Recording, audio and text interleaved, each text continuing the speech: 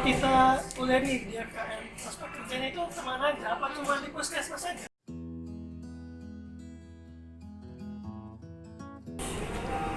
Assalamualaikum warahmatullahi wabarakatuh. Waalaikumsalam. Kembali lagi bersama aku di Bersama Sedina. Wah. Kali ini kita nggak sendirian ya, karena berdua. Oh iya? Iya kan? Iya, betul. Nah, perkenalan dulu nih sama Kak Sonia. Oh, Tapi kita bukan perkenalan untuk itu. Ya enggak lah, kan cuma nyantai kan. Oke lah. Kalau disuruh kenalan, ya udah, nama aku Sonia. Aku alhamdulillah baru lulus kemarin dari FKM Fakultas Kesehatan Masyarakat USU tahun 2016. Dan baru lulus kemarin bulan Mei tahun ini. Berarti nggak sampai 4 tahun ya? Iya, alhamdulillah. Wow. Sama seperti Anda. 11 tahun tuh. Oh iya, nggak apa-apa, nanti kan bisa dilanjutin lagi. Nggak pernah. Setelah tamat kuliah nih, apa aja sih tugas kamu?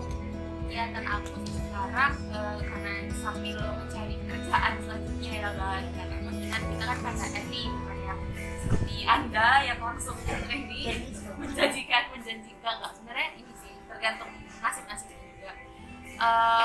Aku sambil nyari kerja, terus jadi sekarang tuh sambil melakukan hobi-hobi aja sih, kayak kalau lagi senangnya masak, aku masak, baking buat kue, buat semua, terus kayak olahraga juga sama teman-teman aku yang di sebelah sana ya. Ya, naik sepeda goes. NANI?! お前はもう死んでいる。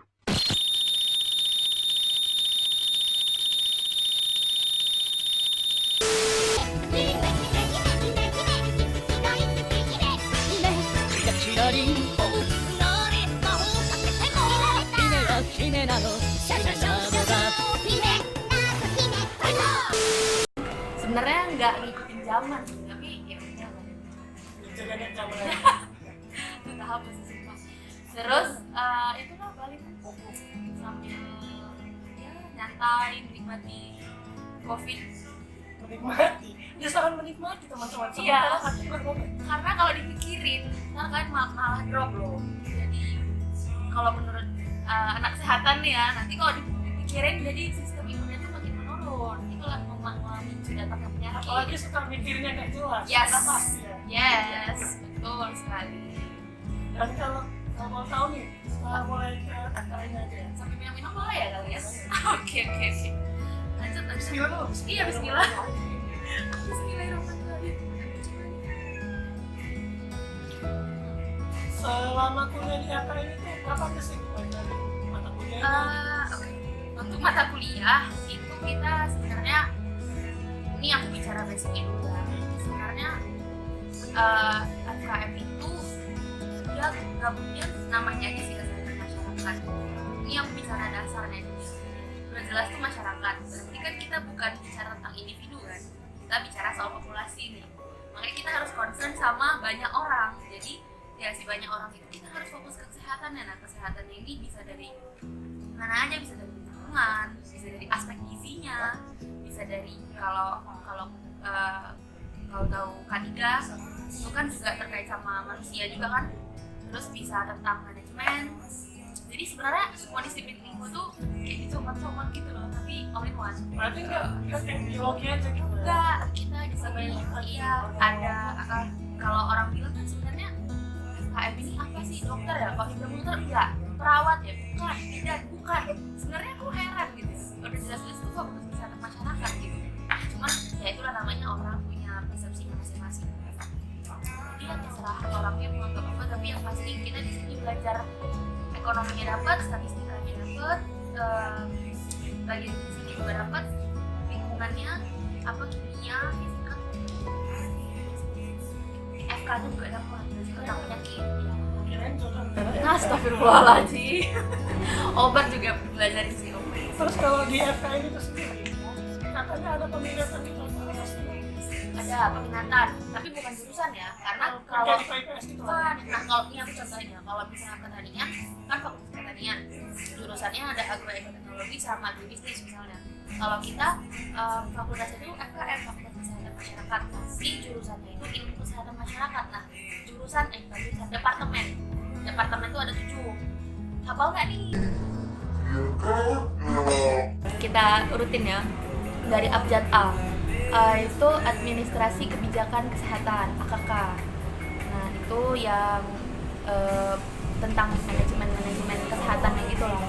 Terus yang kedua B, biostatistik. Biostatistik itu namanya aja udah statistik, tapi dia tentang tentang ya manusia, tentang pokoknya kayak kependudukan, ke BKKBN gitu pokoknya tentang itu. Terus ya neonatal macam. Terus mortalitas epidemiologi. Nah, kalau epid itu yang lebih ke FK-nya, dia ada belajar tentang penyakit. Sebenarnya belajar juga sih tentang angka kematian, kelahiran segala macam, tapi dia lebih fokusnya tuh ke prevalensi. Kalau kan ini tentang kan lagi zaman-zamannya Covid kan, sebenarnya tenaga epid itu justru lebih dibutuhin gitu, karena kan memprediksi kayak mana angkanya untuk kedepannya, angka suatu penyakit, angka insiden gitu. Berarti bisa tahu juga nggak ya kapan-kapan penyebab gitu? Sebenarnya kalau itu kan nggak ada yang prediksi ya, manusia sekitar apapun ya, tapi kan kita yang namanya udah belajar ini mungkin para expertnya yang udah ini bisa memprediksi, tapi kan bukan yang ya ini kapan segala macam, Bukan yang pasti. ya. Terus epidemiologika. Nah, ini jurusan aku, bukan jurusan sih, departemen aku, Kesling, kesehatan lingkungan. Nah, itu belajar tentang yang namanya lingkungan. Sebenarnya kan semua ini lingkungan ya, lingkungan mati sama lingkungan hidup kan. Ya udah, tentang apa ya, tentang air, tentang sampah, tentang limbah, tentang ya emang pahit-pahitnya seperti itu, tapi ya kita enjoy. Terus tentang perumahan, tentang nyamuk-nyamuk, tentang penyakit berbasis lingkungan, lebih luas sih skopnya. Terus Banyak kali ya skop. iya emang betul, namanya FKM ya, FKM promosi. Terus K3. Nah, K3 ini kesehatan dan keselamatan kerja. Itu lebih ini sih buat di perusahaan-perusahaan itu seharusnya punya tenaga K3, karena kan itu buat buat lingkungan kerja sama pegawai-pegawainya. Terus udah berapa Habis sih? K, 1, ada 2, 3, L? 4. L apa? Enggak, GG. Enggak, gizi. Nah, gizi ini kan kemarin udah tahu berita belum tentang FKM yang baru? Belum ya? Nanti dicek dulu coba. Di FKM USU kita katanya mau buka prodi. Ilmu gizi. Iya. Wow. Tapi ini masih canang-canangannya nih, masih apa canang-canangannya? Masih abu-abu guys. Ya, masih abu-abu ya. Gizi ini ya gizi lah ya, pada tahu kan, karena di FYI kalau di universitas luar itu udah punya prodi sendiri kayak Kesling. Terus gizi itu udah punya prodi sendiri, udah berdiri sendiri, dia bukan di bawah naungan FKM. Contohnya di mana? Ya, Undip pada ada gizi, tapi mereka bergabung sama FK di bawah naungan FK, dan bahkan dulu FKM USU juga itu di bawah naungan FK, itu tahun 19 sama pokoknya 90-an. PKIP itu pendidikan kesehatan ilmu perilaku.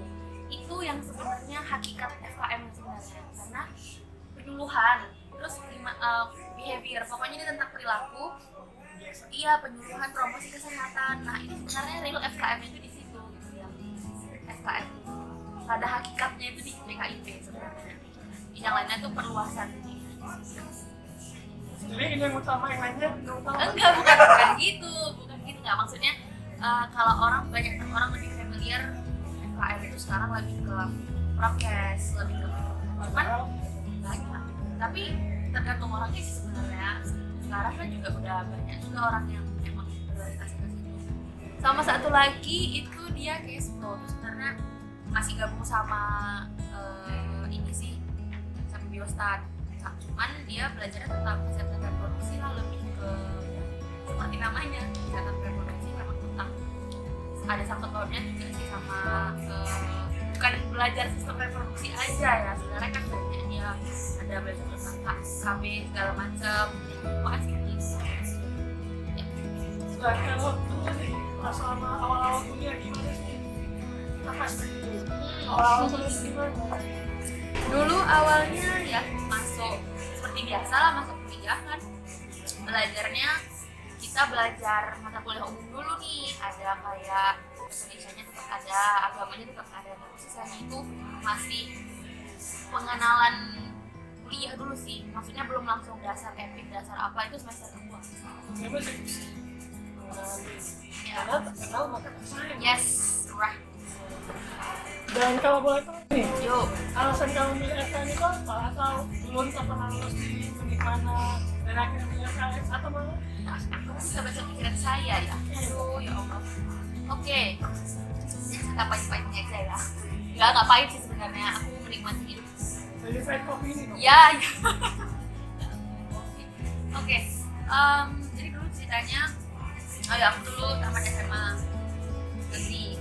Terus abis itu aku nyoba SNM pada umumnya, jalur undangan. Dulu kan SMA,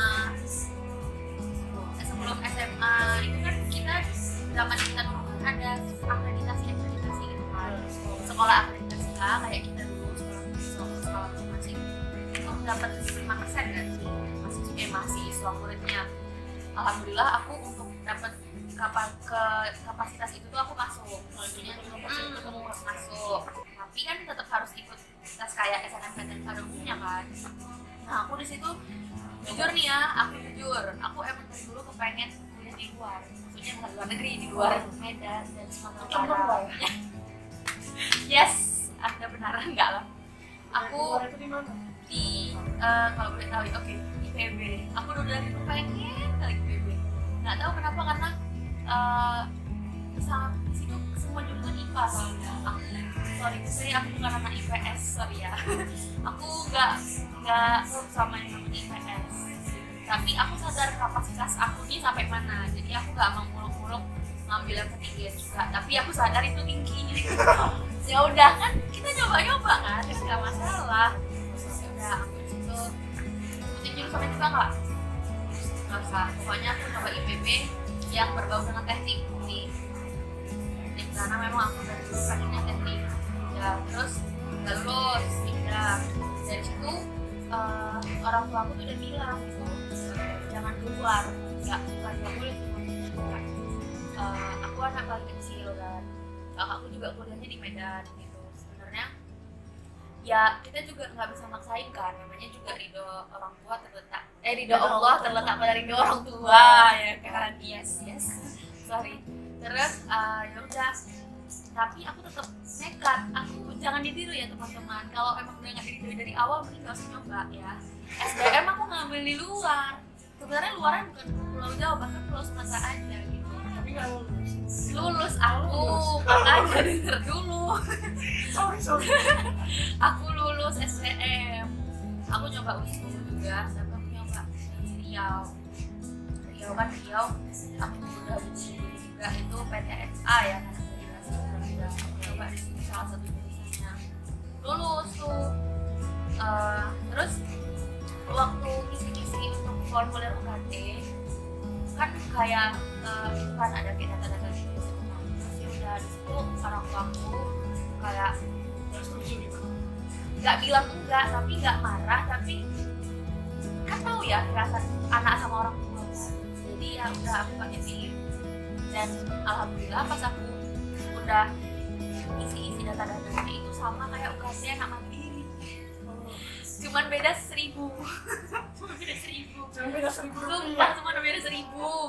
Dan aku mikir kan sebenarnya jurusannya bagus gitu, dan apanya juga A gitu.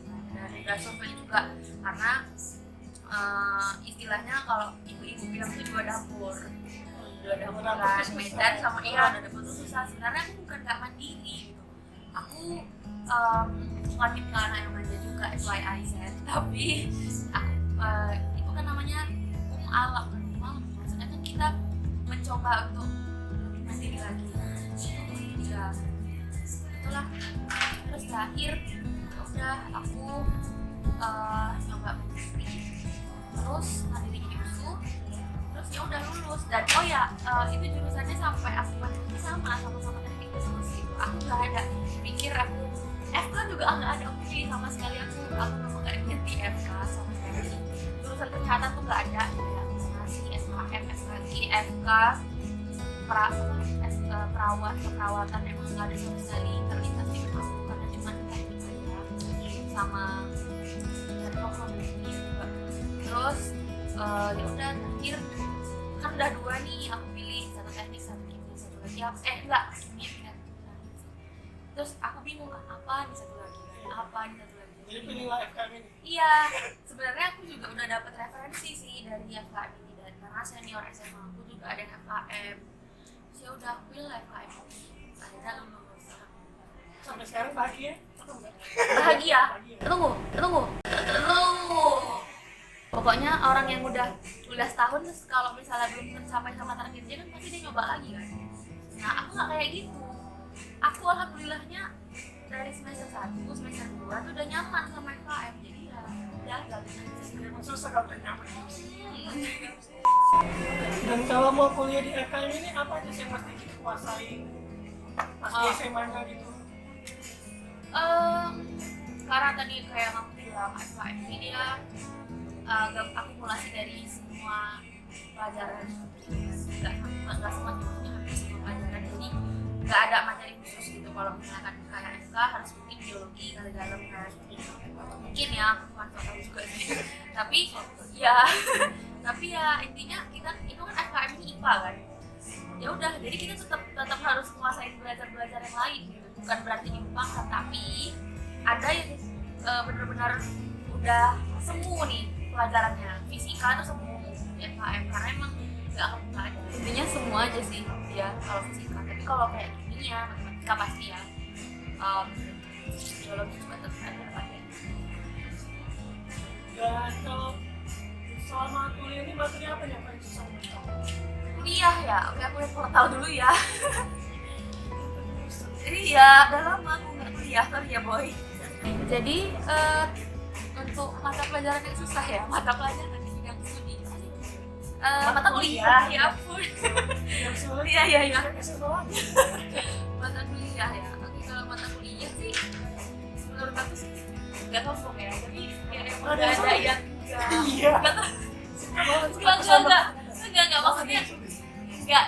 Kalau dulu kan kita hadapin kayak matematika peminatan, ingat nggak SMA kan? Itu kayaknya gitu kan. Tapi kalau FKM ini tapi bukan ya nggak sepele ya, tapi tetap harus belajar juga. Bukan yang udah isi juga. Dan menurut kamu sekarang ini enak dan gak enaknya yang kamu tahu apa sih? Enak nggak enak? Oh, Kalian enak dulu. bukan kayak enaknya dulu nih. Oh enak dulu Biar ya. manis-manis dulu. Mantap. Sakit dong. Kalau enaknya satu, nyantai kuliahnya. Ini aku jujur ya, aku nggak mau ngomong nyantai. Kenapa? Karena kan di masa kuliah ini sebenarnya tempat buat ngambil peluang untuk soft skill. Kayak kita berorganisasi, itu kan melatih kemampuan interpersonal kita kan. Ketemu banyak orang, kerja tim. Itu sih, aku bisa balance antara itu sama akademis. Terus yang kedua apa ya? Karena aku cewek, jadi aku lebih ngerasa nyaman di situ. Tapi sebenarnya apa ya? Kalau orang bilang kan kayak ini fakultas perempuan, ya emang mayoritas perempuan, tapi ada laki-lakinya. Ada persentasenya misalnya 10 nih, 10 kan perempuannya itu 7 laki-lakinya 3. Nggak kayak Enggak, itu enggak. Teknik musik itu benar-benar 1-2 nggak sih bisa dihitung pakai jari. dan tadi kan yang enak-enak. Iya. Sekarang yang Masih ada pahit-pahitnya ya, pahit-pahit kayak terus pahit-pahitnya sebenarnya apa ya? bisa dari cowok kalau nggak dari Enggak. kuliah. Iya, mungkin itu lebih kayak misalnya buat kelompok belajar kan. Misalnya satu kelompok itu isinya itu 10 tuh, cuma dapat cowoknya itu 2, 1, 3 gitu, 3, 4 itu paling banyak. Tapi sih cewek. Terus ya udah, terus apa lagi ya? Kayak enaknya kalau orang suka pandang sebelah mata, kok jadi sih Mana yang kamu sebelah mata? iya, karena orang nganggapnya kayak ini tuh dokter ya enggak, cuman ya Dan kalau di FKM itu sendiri tugasnya relatif sih, tapi nggak sebanyak tugas fakultas yang lain justru. Ya tugasnya lebih ke apa, praktikum itu sebenarnya hanya departemen tertentu. Departemenku justru ada praktikum banyak, karena memang ada bukan materi sih, ada mata kuliahnya khusus praktikum, tapi khusus casting ya. Ada juga isi praktikum, K3 praktikum, tapi kalau kayak anak-anak jadi gitu ya, kalau urusan tugas banyak atau enggak itu kan ada yang bilang kalau tugas banyak kan susah ya Pak. Ya gimana, itu tergantung kita untuk memprioritasasi segala sesuatu. Manajemen waktu ya Bang Zedina. Bahkan selama kuliah nih pasti mungkin pernah lah ya ikut organisasi. Ya. Kegiatan organisasi apa biasanya namanya? Oke, organisasi alhamdulillah agak aktif sedikit sih. Berapa banyak? Cuma 2, tapi aku kayak ikut namanya pemerintahan mahasiswa BEM ya, EBE BEM. Yes, itu sama di fakultas. Ya udah, itu. Tapi kayak buat event-event untuk kampus kayak Disnatalis, kemarin koordinator, terus Koordinator apa nih? acara sekali ya Allah. Curiga aja, pengen makan. Iya, kalau pengen makan itu kopi, tapi kalau ya kerja. Oke. Terus koordinator kepanitiaan acara, terus aku ikut project juga sama dosen. Project sama dosen. Enggak, kami kan asal kami cuma satu ya, itu memang pegawai. Karena kan bukan lab yang terlalu hektik gimana gitu kan, tapi ikut jadi asisten juga sih, maksudnya kayak ada project sama dosen, pengertian kan. Kalau ini ada pengertian, ada penelitian, pilar-pilar dosen kan. Aku ikut projectnya, udah 3 kali. Terus mulai dari preparation sampai eksekusi. Terus aku ikut kemarin ada seminar internasional dan aku MC juga. Ya, seremoni. Tapi nggak banyak bacot kan? Belum. Sorry ya. Terus MC juga banyak sih, MC sama kepanitiaan sih. Terus kalau di PEMA-nya aku kalau di fakultas dinas minat dan bakat. Terus kalau di USU, aku di PEMA USU aku di staf lingkungan hidup. Yap. Bahkan kalau kita kuliah di PT itu kan ada KKN, kuliah kejuruan. Kalau kamu itu di mana? Aku kemarin KKN itu kan USU ya, yang partisipannya ya. Itu aku kemarin KKN di 8. Oh enggak lah, pertama aku udah dapetnya di Simelu. Jadi di KKN ini kan dia yang pertama di KKN kebangsaan itu yang kemarin di Ternate. Baru yang level 2 di KKN pulau terluar. Aku kemarin alhamdulillah dapat itu. Tapi di Pulau Simelu. Karena aku bukan nggak mau ke sana, aku mau kali kan. Bukan sebenarnya kalau jalan-jalan itu poin plus ya, tapi nggak sih, itu poin pertama. Kita nggak mulu-mulu ya. Iya, nggak, tapi karena aku merasa aku nih SKM, jiwa sosial itu ada nih, aku bener kan, aku nggak bohong.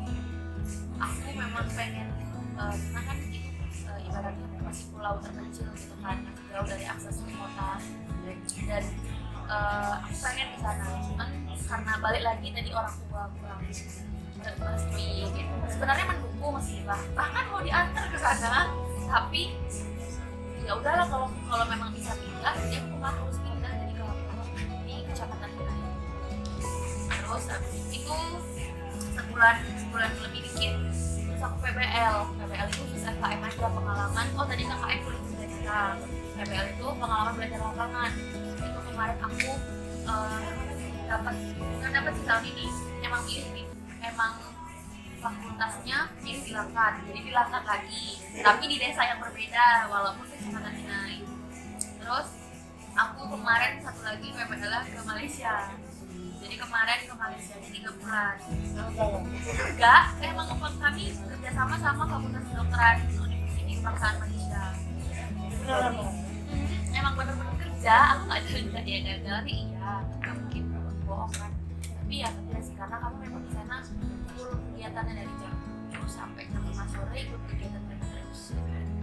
Terus aku LKP itu latihan kerja peminatan, itu magangnya di puskesmas setelah Jadi 1 semester tuh outdoors terus. Magangnya berapa lama? Magangnya 3 minggu, 3 minggu pas sebulan. Kalau PPL-nya 3 bulan. Karena tadi selama kuliah ini kan kamu ikut yang kamu ikut ya, nama soft skill, kuliah yang pasti. Ya, pasti. Menurut kamu yang kita pada umumnya bakal bekerja nanti, apa yang lebih dibutuhkan, soft skill kah atau hard skill? Oke, dua pertanyaan itu ya. Mungkin teoritis itu perlu, teori itu perlu selama perkuliahan. Tapi kita jangan lupain soft skillnya nih. Nah, soft skill itu menurut pengalaman aku pribadi, aku dapetin dari aku ikut organisasi, terus aku ikut kepanitiaan, aku ikut perlombaan. Jadi dari situlah kita ketemu, kita nge-explore apa yang kita punya. Jadi sebenarnya setiap manusia itu ada punya yang berbeda potensi ya, bukan potensi utama kayak kuliah. Tapi tinggal bagaimana cara kita untuk nge-explore apa yang kita punya itu. Jadi dilihat orang itu sih, jadi karena dibutuhin si personal skill tadi lebih apa ya, mungkin untuk teamworknya. Jadi kan satu tim itu harus punya sifatnya beda-beda, sifatnya dapat berbeda-beda kan. Jadi gimana sih supaya itu sinkron. Nah, cara kita itu tuh nggak bisa kita dapat di masa kuliah. Itu kalau kita ketemu banyak orang, ya otomatis kita lebih adaptif gitu kan. Itu menurut Kalau kita kuliah di DKM, prospek kerjanya itu kemana aja? Apa cuma di puskesmas saja? no, salah sekali. Jadi di lihat-lihatnya orang-orang mikir FKM itu jadi mana ya gitu kan. Sebenarnya bukan cuma di puskesmas aja, atau bukan cuma di ranah kesehatan aja, kayak rumah sakit segala macam kan. Jadi ini aku kasih contoh ya, karena memang aku sekarang belum punya kerjaan kan, emang masih tahap mencari. Dosen aku tuh pernah cerita, jadi ada salah satu alumni yang satu departemen sama aku itu dia bisa masuk di perusahaan internasional swasta, tapi sebenarnya itu awalnya bukan bagian dia, jadi ibarat medical representative gitu kan. Tapi karena pas interview dia sampaikan ilmu dia yang diperoleh waktu dia kuliah, HRD-nya mungkin sore ya kan, ada relate sama perusahaan dia join perusahaan. Sebenarnya perusahaan itu nggak ada kaitannya sama kesehatan sama sekali. Tapi dia kerja di situ. Iya, dan itu dia bukan yang secara general kayak sales marketing itu juga, dia tetap jadi dirinya sendiri di perusahaan itu. Mungkin lakinya dia.